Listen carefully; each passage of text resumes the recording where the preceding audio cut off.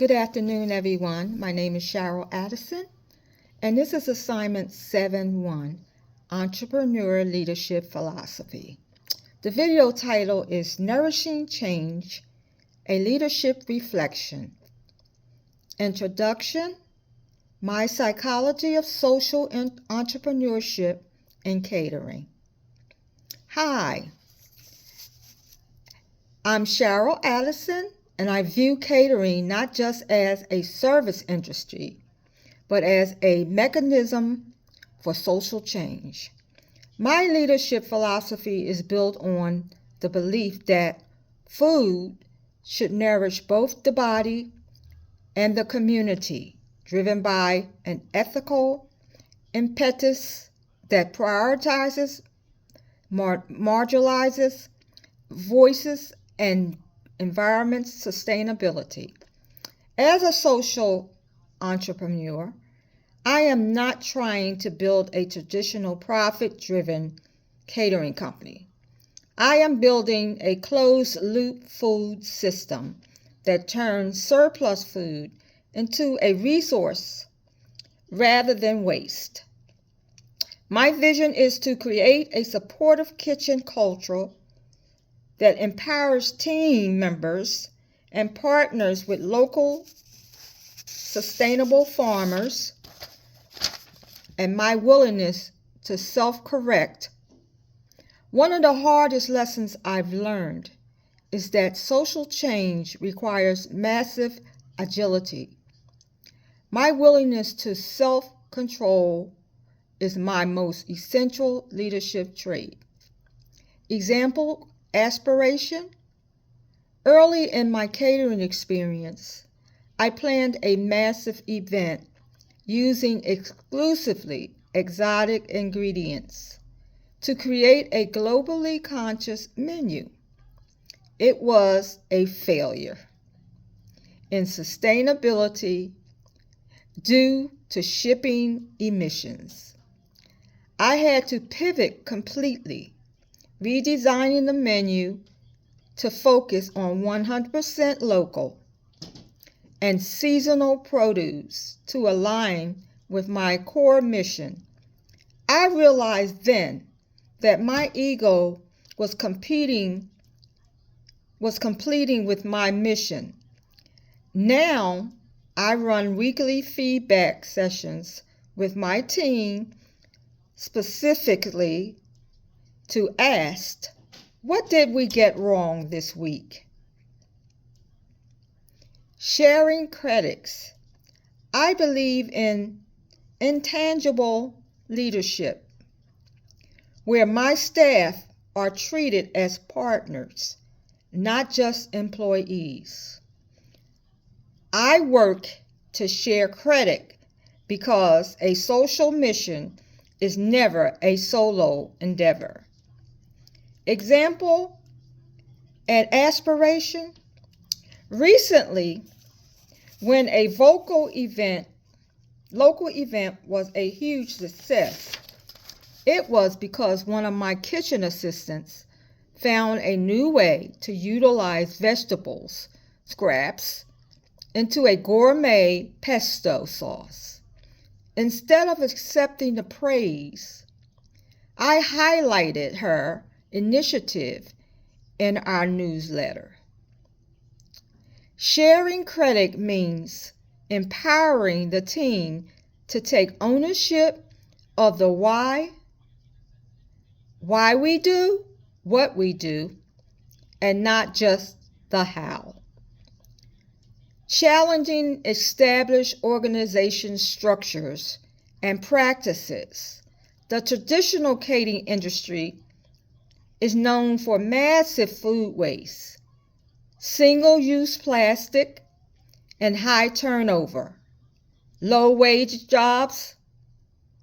I challenge this structure by adopting a work integration model. Example, aspiration. Instead of buying from large-scale, cost-effective vendors, I challenge the standard by sourcing solely from small-scale farmers who practice regenerative agriculture, and I also challenge the hierarchy of the kitchen by implementing a Democrat circle of disciples, where the team helps set the standards for sustainability and fair wages. Crossing disciplinary boundaries. A local urban garden or farmer's market is a true social change and happens at the intersection of different fields. I am a caterer, but I must also be a logistics expert, a marketeer, and a social worker. Example aspiration. I am currently partnering with a friend to develop a food redistribution app that connects my catering surplus to local food bank, crossing boundaries between the tech sector and food security.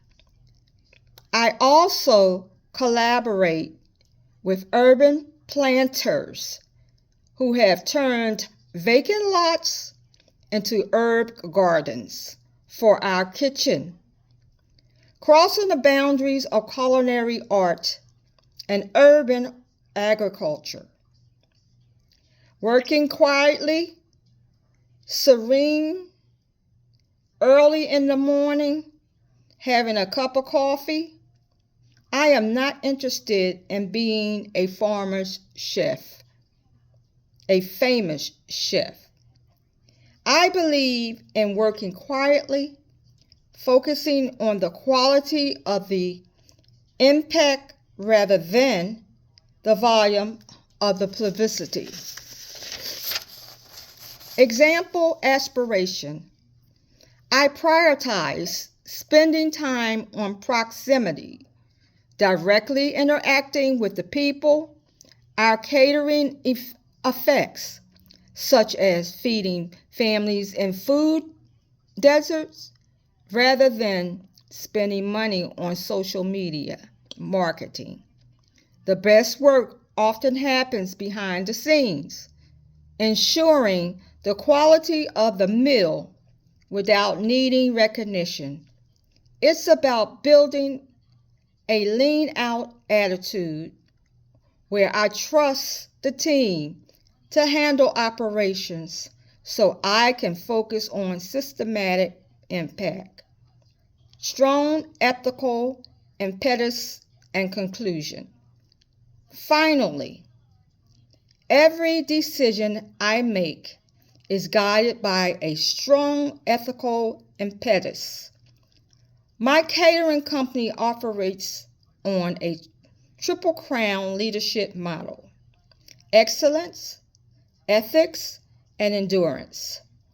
This means paying fair wages even when it hurts the bottom line, and refusing contracts that require unnecessary single-use waste. My final thoughts. My leadership is a commitment to my philosophy, the guest in God, treating every person I serve and every person I work with absolute dignity. My philosophy is to cook with passion and lead with purpose and serve with compassion. Thank you.